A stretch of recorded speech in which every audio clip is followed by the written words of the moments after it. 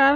আমি আমাৰ বিধায়ক তথা মিনিষ্টাৰ অশ্বিনী ৰায় চৰকাৰক জনাওঁ যে আমাৰ ৰাস্তাখন হৈছে, আমি বহুত মানে উৎফুল্লিত হৈছোঁ, ভালেই পাইছোঁ।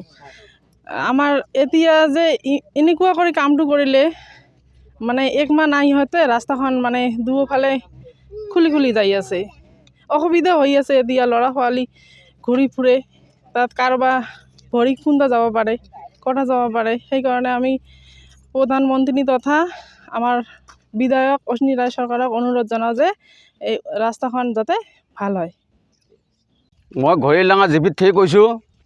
মই ইয়াৰ পৰা কৈছোঁ হেমন্ত ছাৰক যে আমাৰ যে ৰাস্তাৰ কামটো কৰিছে, এই ৰাস্তাটো ভালকৈ তদন্ত কৰি উচিত বিচাৰ কৰি যাতে আমাক ৰাস্তাটো ঠিক কৰি দিয়ে।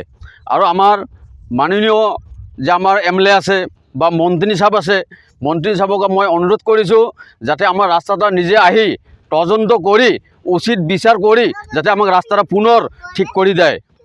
মই ঘৰিলাঙা জিপিত থেকে কৈছোঁ, আমাৰ এই ঘৰিলাঙা ৰাস্তাটো যাতে অতি শীঘ্ৰে, নহ'লে ইমান ল'ৰা ছোৱালী যোৱা অহা ৰাস্তাটো ইমান বেয়া হৈছে, যাব নোৱাৰে। মই অনুৰোধ কৰিছোঁ যাতে ভাল কৰি দিয়ে ৰাস্তাটো। মই ঘৰিয়ালডাঙা দ্বিতীয় খণ্ড বাসিন্দাৰ। মই আমাৰ গোলগঞ্জ সমষ্টিৰ বিধায়ক তথা মিনিষ্টাৰ আমাৰ অসমৰ মুখ্যমন্ত্ৰী হেমন্ত বিশ্ব শৰ্মা ছাৰকো অনুৰোধ কৰোঁ, আমাৰ এই ৰাস্তাটা বহুত দিন পিছত আমি আৰাধনা কৰি এই ৰাস্তাটো আমাক দিছে। ৰাস্তাটো এনেকুৱা কাম কৰিল, একমাহ নোহোৱাতে আমাৰ ৰাস্তা ভাঙি চিঙি গুচি গ'ল। এই ৰাস্তাটা দি আমাৰ বহুত ল'ৰা ছোৱালী স্কুললৈ যায়। কেতিয়াবা বৰষা আহিলে পানীত খোজকাঢ়ি যাব লাগে।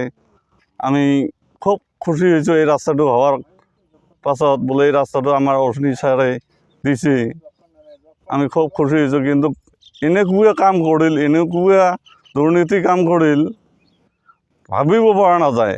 একমাহ হোৱা নাই, এই কামটো কৰোঁতে একমাহ হোৱা নাই, গোটেই ৰাস্তাটো ভাঙি গ'ল। ব্লক খচি গৈছে, ছাইড বাম নাই, চিমেণ্ট নাই, পাথৰ নাই। ইমান 20 লাখ টকাৰ কাম, 20 লাখ টকাৰ কাম দিছে। কি সুন্দৰ হ'ব লাগে, আমি খুব সুখী হৈছোঁ এই গাঁৱৰ ৰাইজ কামখিনি আহাতে। কিন্তু কাম হোৱাৰ পিছত একমাহ নোহোৱাতে যেতিয়া ভাঙি গ'ল, আমি খুব দুখ পালোঁ। কেতিয়া একমাহ মান হ'ল, একমাহ হোৱাতে গোটেই ৰাস্তাটো ভাঙি গ'ল। আমি সাধাৰণ মানুহ, আমি অনুৰোধ কৰিছোঁ, আমাৰ এই ৰাস্তা দিয়ে কিমান মানুহ অহা যায়? বহু মানুহ আপ ডাউন কৰে, ল'ৰা ছোৱালী স্কুলৰ বহুত লোক আপ ডাউন কৰে। ইয়াত 70-80 ঘৰ লোক আছে। এইটো ৰাস্তা দি আপ ডাউন কৰা। এতিয়া মই MLA মহোদয়ক, আমাৰ গোলগঞ্জ সমষ্টিৰ অশ্বিনী ৰায় ডাঙৰীয়া, আমাৰ বিধায়ক তথা মিনিষ্টাৰ আৰু আমাৰ অসমৰ মুখ্যমন্ত্ৰী CM ছাৰক, হেমন্ত বিশ্ব শৰ্মা ডাঙৰীয়াক মই কৰজোৰে অনুৰোধ কৰিছোঁ, এই ৰাস্তাটো তদন্ত কৰি আমাক যেন ৰাস্তাটো আৰু ৰিপেয়াৰিঙৰ কাৰণে মই অনুৰোধ কৰিলোঁ।